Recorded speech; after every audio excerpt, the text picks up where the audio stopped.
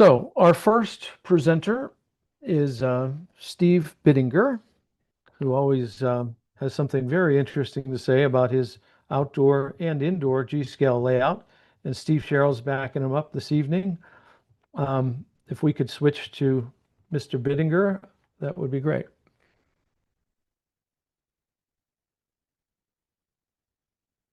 Or not.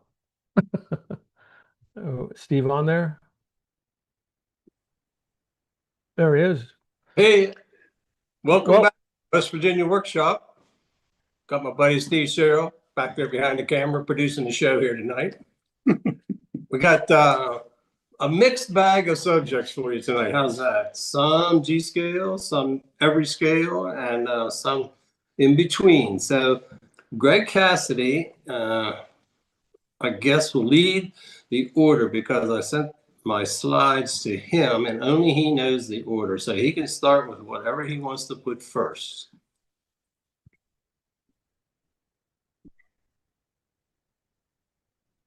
The dust collectors.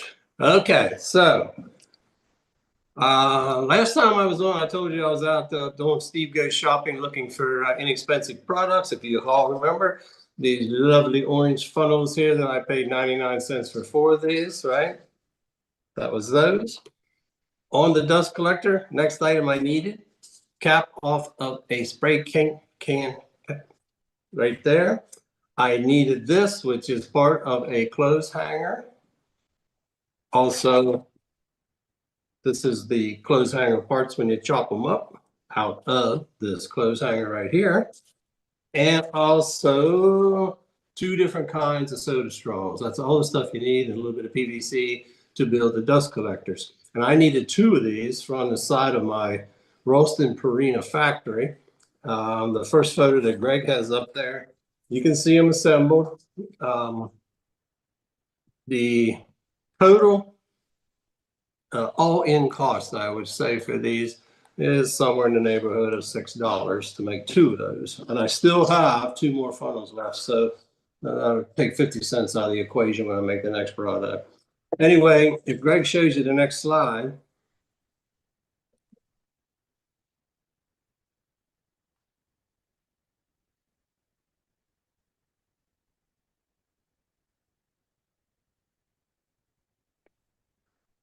Yeah, it's up, Steve.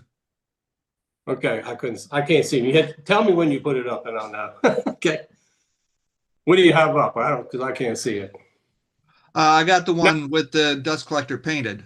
Okay, now they're in the paint booth, and here you can see what's going on here is this is partially assembled. If you look at that carefully, I'm going to peek over here one time. We can see the cap became the top of the dust collector, the funnel, the bottom portion, 1/4-inch piece of PVC in the middle and back to hold it all together. The soda straws became the vent pipes coming up the sides, and the long pieces with the curve on the end are the coat hanger, plastic coat hanger, held together with sections of the soda straws. So that's everything that was done up in the shop. After that, they were taken out to the... And now it's put together on the wall. Yeah, okay, so there you can see it up on the side of the Ralston Purina facility. And the only thing that's different in there in the very end, a couple of pieces of square styrene to attach it to the building. What's the length? How big are they all together? I am going to say they are about 8 inches tall, top to bottom, the whole works. So it came out, you know, pretty decent for stuff that's just cobbled together out of those purchases you can find at places like the dollar store and inexpensive items for free that I pick up as I go along. So anyway, that was number 1 tonight. You want the warehouse next? Sure. We'll go there next. Doesn't look like one yet, but just wait. Okay, so this is the last piece of the Ralston Purina facility. This chunk is left to right is 54 inches long, and the height on there is about 28 inches tall. And you can see what it's made out of. Once again, all those good folks that contributed their polycore signs to my collection, along with some rips of just strip wood. And the piece in the middle, the framing there, is to carry the roof that's going to sit out over the receiving bays where the box cars come in to be loaded. And if you go to the next photo, Yep, it's up. now we see it laying on its back, and the base there is the pier below where the framing that is the roll-up doors into the bays. And then that very dark material you'll see is the underside of the roof. Steve Sherrill recognized that because he left his materials behind and I just went ahead and used them. I didn't tell him. He's just finding this out right now. And that worked out real good. It filled the space that I needed. And then off to the right in that picture, right in the corner, you see those black windows laying there? Okay. I showed you a couple of weeks ago this right here. And that's what those are. Those are the windows that I made. It made 8 windows. And this is the box that the donuts came in that became the glass in the windows. Okay, Greg, Next one's up. what you got? Tell me. It shows it painted. Yes. Okay. So now we're inside the paint booth. And as you can see, I have a big paint booth, but this thing just barely fit. I had to put that in there on a diagonal. And I laid a framing hammer there in front of it so you can get some perspective of size of this structure. So what the remaining piece is not there yet is that upper portion. I'm having a sign made that says Ralston Purina and the checkerboard pattern is going to fill that entire top running above that roof line. And then now we see the windows, that stack of windows there in place. They're all the ones that came out of the basket material. And the last little thing are some stub up pipes up on top. Once again, pieces of the coat hanger and some flexible soda straws like the kids use. You just bend them over and they make the appropriate plumbing down breather pipes. So What's the length of the building, Steve? end to end, everything you see there, 54 inches now at that size, 54 long. Now we're out on the layout. Yep. You can see it in place. The perspective here is such that the sun only really strikes this in the morning because it's partially under the deck above here in my house.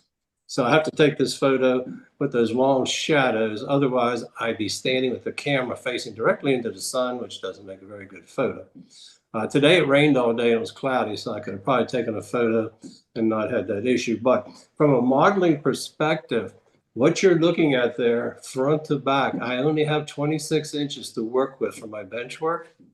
And I've managed to get a main line there in the front and 3 tracks yard behind it, plus the siding into that last facility where you see the red boxcar setting.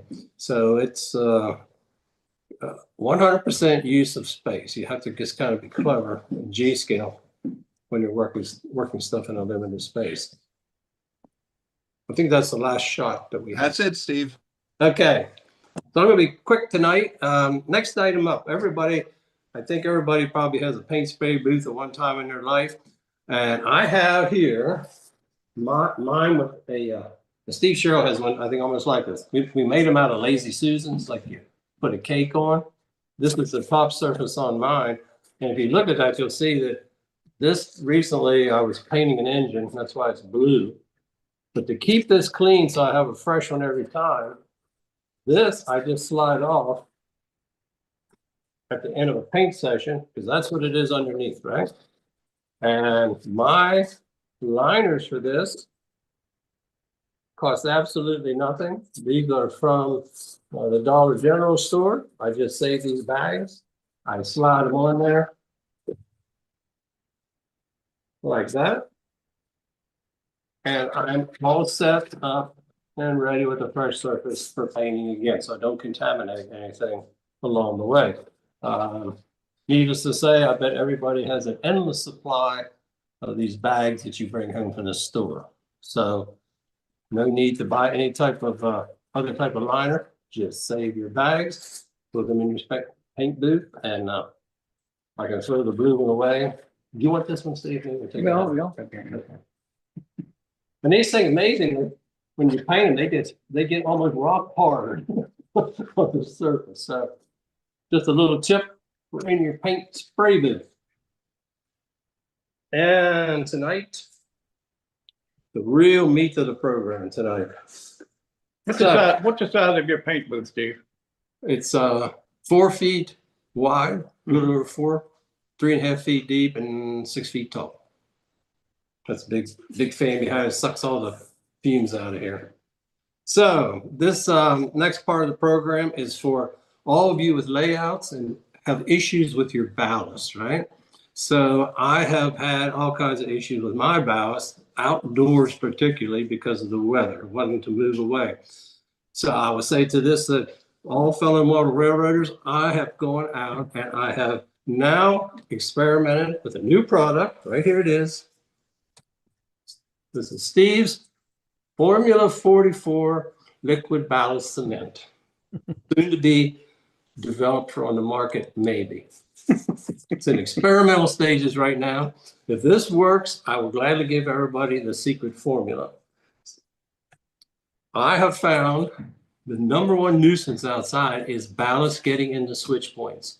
And you got to go out there and pick it out after every little rain.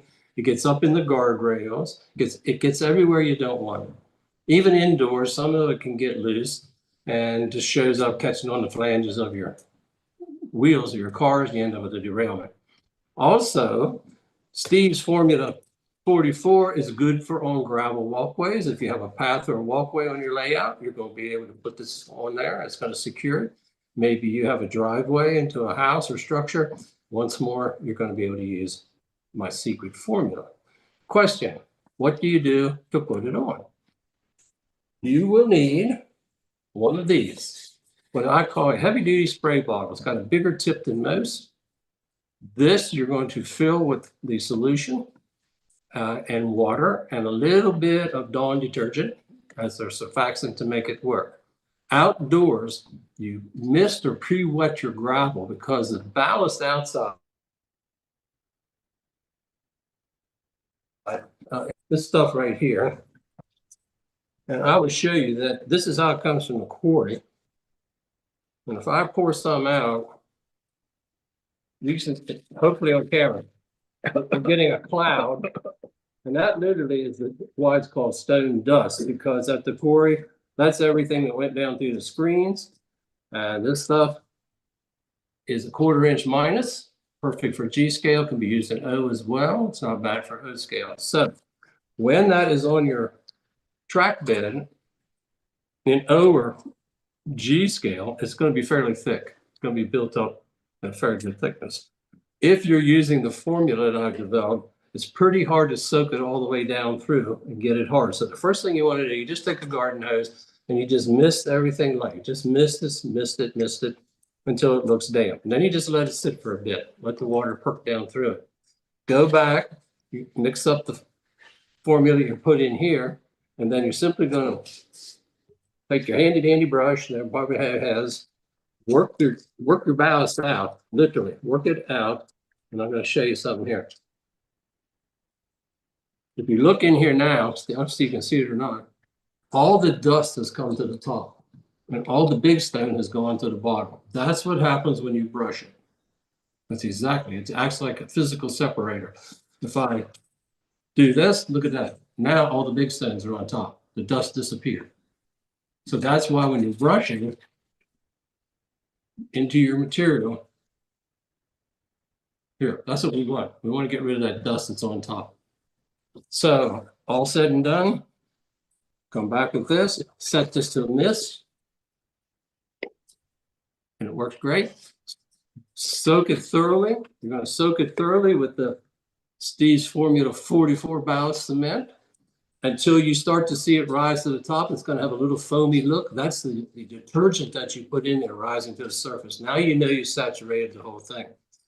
I've found that once I put this on, in about 8 to 10 hours time, it has gotten pretty firm. And by the next day, I can actually tap it with a hammer and it doesn't crack or break. So why is it Formula 44? That's because for 44 months, I have been trying all different recipes and they all failed. So hopefully this is the one and it's looking really good. And the secret will be for outdoors is one winter of freeze and thaw, and we will see what we have come springtime. My hopes are high that I think I've hit on one that's going to work. And I'll be glad to answer any other questions about that. And maybe other people had issues with their ballast, but you can use this indoors as well. Don't have to use it outside. I put this on my indoor layout.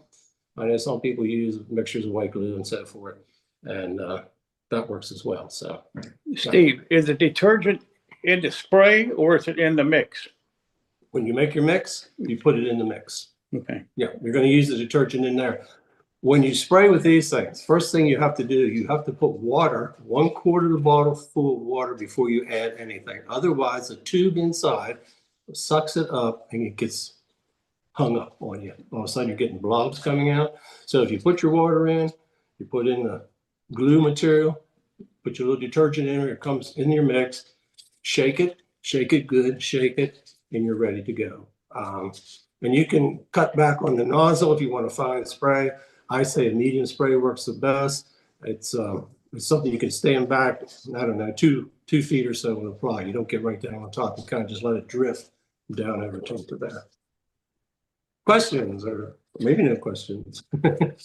Is it water soluble? It is water soluble. So what happens if it rains outside? Nothing, because it rained since last night, all day today. Steve will tell you we had water running down the streets in town today. I went out and checked it just before we came on the show. It's nice and hard. That's interesting. Okay. The secret formula. That's Steve's secret formula. Ooh. I can tell you all the ones not to do. Well, if you used it inside, and it's water soluble, but it stays hard, how do you remove it from inside your layout? Because like white glue and water will loosen up. If you let it soak, it'll loosen up for gluing. This stuff won't. Yes, but I'll tell you what you have to do. In G-scale, you take a carpenter's wood chisel and you set it between the ties and you tap it loose from the sides of the ties, and it'll come out like long pieces from between the ties. It actually comes out in little sections like this as you break it free. Be interesting to see what it is. Yeah. Well, that's why I told you it's under development.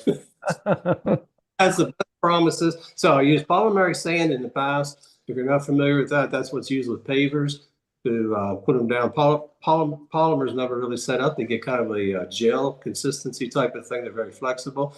I had pretty good success with that. It lasted about 2 years. Before that, we used a mixture of hydraulic cement mixed with the ballast and then put down and wet it. That froze out the very first winter. I thought sure the hydraulic cement would hang in there better than that, but not to be the case. So then bought a concrete additive. It's a concrete bonding additive that we've used in the past in construction. If you buy this, it's sold in stores under Sika. Home Depot sells it under that brand, so does Lowe's. But that material likewise looked great in the beginning. It failed the quickest. It just did not hold up for me, the Sika mix. I think what would be interesting is if water can permeate the ballast after that elixir hardens, because then it holds it in place but lets the water go through. That would be the real secret to the highway, right? It appears with this material that it's shedding the water. The water is going off of it left and right of the it's literally the hard cap, and it's shedding it left and right. Well, that'd even be better, because I was thinking of the freeze thaw cycle. Yeah. Yes, and I have to remind y'all that my track sets on a solid base outside. It's not on earth or gravel. It sets on concrete. All right. Well, we look forward to see what that magic formula is. Yeah, and I want to remind those people I'm still searching to buy cabooses.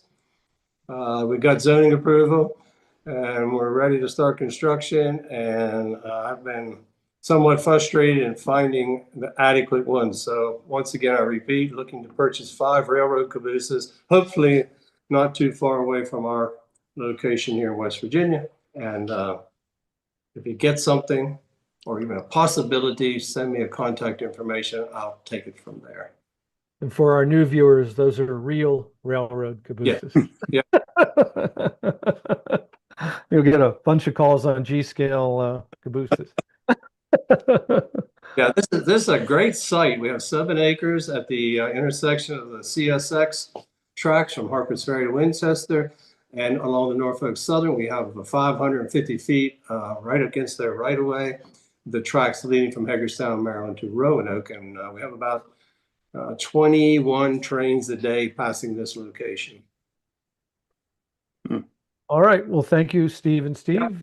And we'll see you in a month. Yeah? Okay, thank you.